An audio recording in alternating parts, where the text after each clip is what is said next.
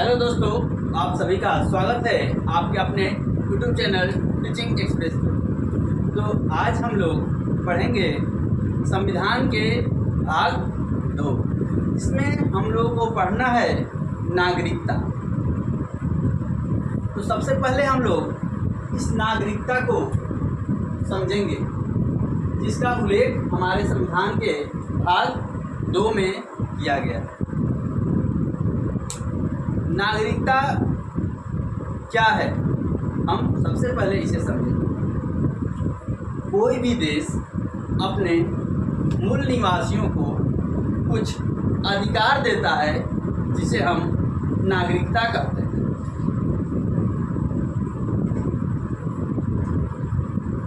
जैसे नागरिकता के तहत ही हमको आधार कार्ड, आधार कार्ड और पैन कार्ड बनाया जाता है। हम किसी विदेशी को आधार कार्ड और पैन कार्ड नहीं बना सकते। और एक और बात है कि हमारे जो देश में एकल नागरिकता का प्रावधान है। हमारे देश में एकल नागरिकता का प्रावधान है। हम अपने देश के नागरिक होते हैं, किसी राज्य के नहीं। हम राज्य का निवासी होते हैं और अपने देश का नागरिक होते हैं। तो हमारा देश का नागरिकता जो है हमारे 1955 के अधिनियम पर आधारित है। अब हम लोग अनुच्छेद 5 के माध्यम से अपने नागरिकता को समझेंगे। तो चलिए हम देखते हैं कि अनुच्छेद 5 में क्या है। अनुच्छेद 5 में यह है कि जब हमारा देश संविधान बनाया, उस समय जितने लोग भारत में थे उन्हें भारत की नागरिकता दी गई। यानी जब हमारा देश का बंटवारा हुआ था तो कुछ लोग पाकिस्तान चले गए थे, कुछ लोग भारत में थे। तो जो लोग भारत में थे उनको तो सीधा नागरिकता दी गई। तो इसका उल्लेख हमारे देश के अनुच्छेद 5 में दिया गया है।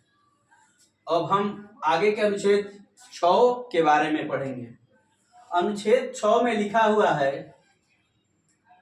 कि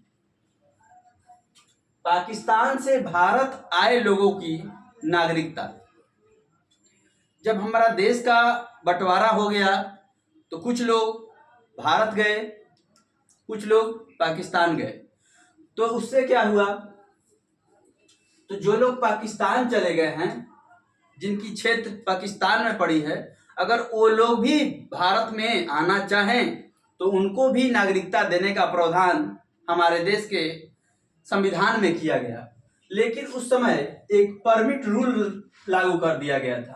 परमिट रूल में क्या था, उस समय नियम बना दिया गया था कि जो लोग 19 जुलाई 1948 से पहले भारत में आ जाएंगे उन्हें भारत की नागरिकता दी जाएगी। अब हम अनुच्छेद 7 की ओर पढ़ते हैं। अनुच्छेद 7 में ये कहा गया है कि स्वतंत्रता के बाद वैसे लोग जो भारत से पाकिस्तान चले गए।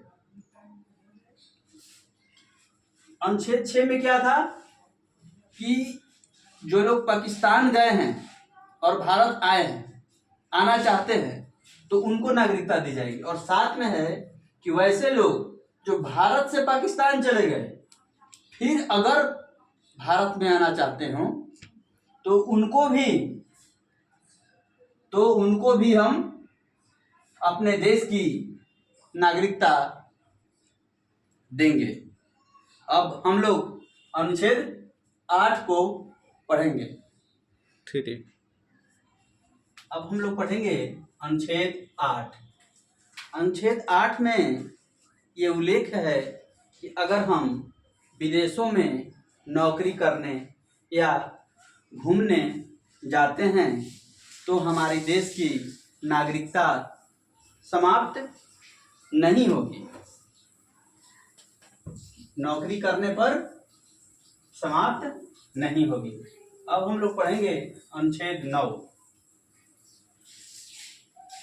अनुच्छेद 9 में है कि अगर कोई व्यक्ति किसी अन्य देश की नागरिकता को ग्रहण कर लेता है तो उनकी नागरिकता समाप्त हो जाएगी। अगर कोई भारत का व्यक्ति है, अगर अमेरिका की नागरिकता ले लेता है तो भारत की नागरिकता स्वतः ही समाप्त मानी जाएगी। अब हम लोग अनुच्छेद 10 को पढ़ेंगे।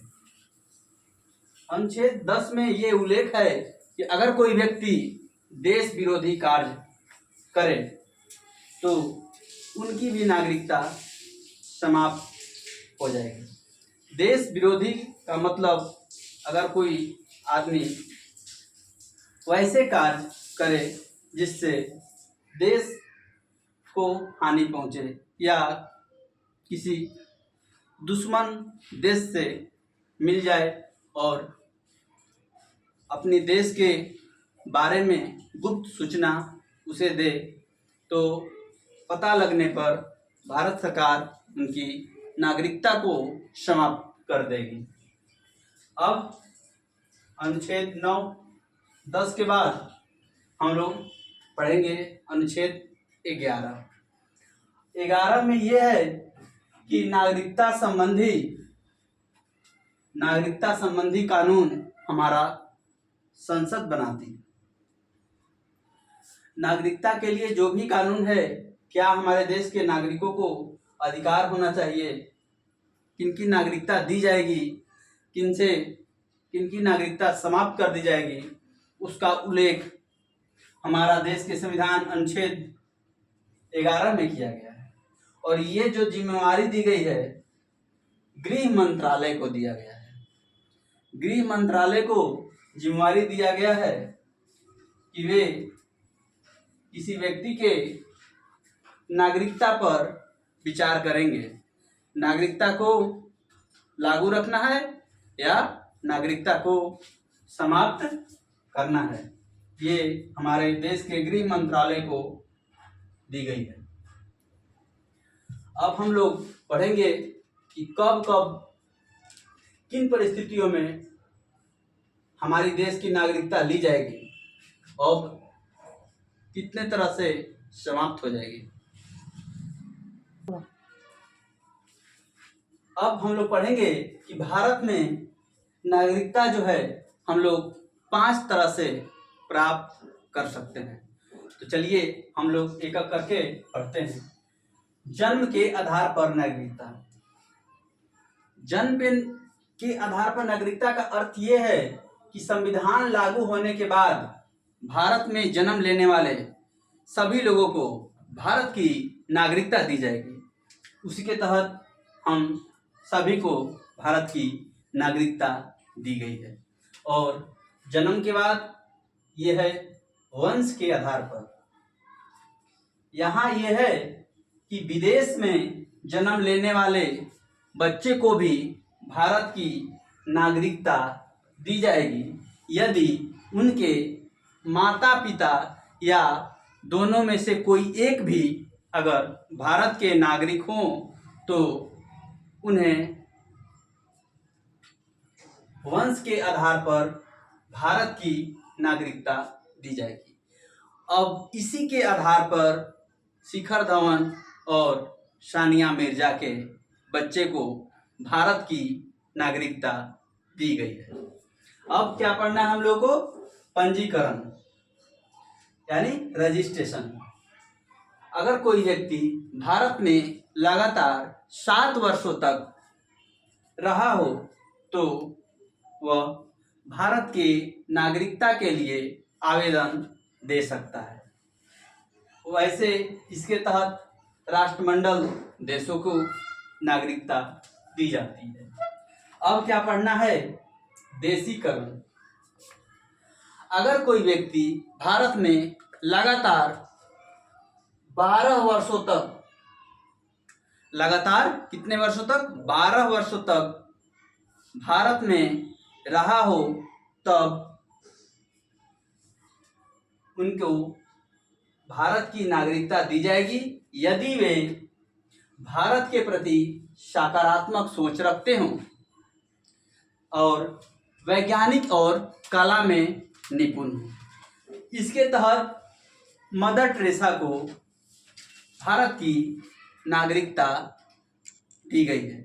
मदर टेरेसा अल्बानिया देश के थी, लेकिन उन्हें देशीकरण के तहत भारत की नागरिकता दी गई। अब हम लोग पढ़ेंगे अर्जित भूमि। अगर कोई विदेशी राज्य को भारत अपने राज्य के अंतर्गत मिलाता है, तो उस क्षेत्र में पढ़ने वाले सभी लोगों को भारत की नागरिकता दी जाएगी। इसके तहत सिक्किम को जब भारत में मिलाया गया, तो वहाँ के लोगों को भारत की नागरिकता दी गई और बांग्लादेश के लोग को भी भारत की नागरिकता दी गई, जब बांग्लादेश के साथ भूमि का आदान प्रदान किया गया। तो हम लोग अभी पढ़े हैं भारत में की नागरिकता प्राप्त करने की विधियां। तो 5 विधियों को हम लोग पढ़े हैं। पहला विधि है जन्म के आधार पर, दूसरा वंश के आधार पर, और तीसरा पंजीकरण के आधार पर, और चौथा देशीकरण, और पांचवा अर्जित भूमि के आधार पर। अभी हम लोग पढ़े थे भारत में नागरिकता प्राप्त करने की विधि। अब पढ़ेंगे नागरिकता समाप्त कैसे होगी, उसके बारे में जानेंगे। तो नागरिकता समाप्त करने के लिए हमारे देश में 3 शर्त दी गई है। यदि कोई व्यक्ति अन्य देश की नागरिकता ग्रहण कर लेता है, यानी कोई भारत का व्यक्ति हो, किसी दूसरे देश, पाकिस्तान, अमेरिका या कोई भी देश का अगर नागरिकता ग्रहण कर लेगा, तो भारत की नागरिकता समाप्त मानी जाएगी। उसके बाद यदि कोई व्यक्ति अपनी इच्छा से भारत की नागरिकता का त्याग कर दे, तो भारत सरकार को बता दे कि हम भारत की नागरिकता नहीं रखना चाहते हैं, तब उसके बाद उनकी नागरिकता समाप्त मानी जाएगी। अगर, और तीसरा है कि अगर कोई व्यक्ति भारत के संविधान में आस्था न रखे, देश विरोधी कार्य करने लगे, पागल हो जाए या धोखे से भारत की नागरिकता को ग्रहण कर लेता है, या अगर कोई व्यक्ति बिना बताए 7 वर्षों तक भारत से बाहर किसी अन्य देश में रहता है, तो उनकी नागरिकता समाप्त हो जाएगी। तो हम लोगों ने पढ़ा कि भारत में नागरिकता को समाप्त करने के लिए कितनी शर्त हैं? 3। 5 तरह से भारत की नागरिकता प्राप्त हो सकती है और 3 तरह से भारत की नागरिकता समाप्त हो सकती है। उसके बाद हम लोग एक इसके महत्वपूर्ण टॉपिक को समझेंगे। एक है पासपोर्ट और दूसरा है वीजा। तो पासपोर्ट और वीजा में अंतर को समझेंगे। अगर हमें, सबसे पहले हम पासपोर्ट को समझते हैं। अगर हमें किसी अन्य देश में जाने की आवश्यकता होती है, तो हम अपने देश से अनुमति लेते हैं कि हम किसी अन्य देश में जाना चाहते हैं, तो उसके लिए हम पासपोर्ट बनवाते हैं। ये अपने देश से अनुमति लेनी पड़ती है पासपोर्ट के लिए। और वीजा, जिस देश में जाना होता है, यानी हम भारत के नागरिक हैं, हमें अमेरिका जानी है, तो हम अमेरिका से अनुमति लेंगे, अगर अमेरिका सरकार हमको अनुमति देती है कि आप अमेरिका में आ सकते हो, तो वही कहलाता है वीजा। तो हम बिना वीजा के किसी अन्य देश में नहीं जा सकते हैं। तो इसके माध्यम से हम लोग दोनों को समझे हैं पासपोर्ट और वीजा में अंतर। अब इस तरह से हमारा भाग 2 नागरिकता समाप्त हो गया। हम लोगों ने अभी समझा है नागरिकता को। अब हम लोग अगले वीडियो में भाग 3 के बारे में पढ़ेंगे और आप सभी से कहना चाहेंगे कि आप हमारे चैनल पे नए हैं तो हमारे चैनल को सब्सक्राइब कीजिए, लाइक कीजिए और सभी आगामी परीक्षाओं के लिए हमारे साथ बने रहिए। और मैं आपके लिए बहुत ही महत्वपूर्ण टॉपिक पर ऐसे ही वीडियो बनाता रहूँगा जो आप सभी के लिए बहुत ही लाभदायक सिद्ध होगा। Thank you very much.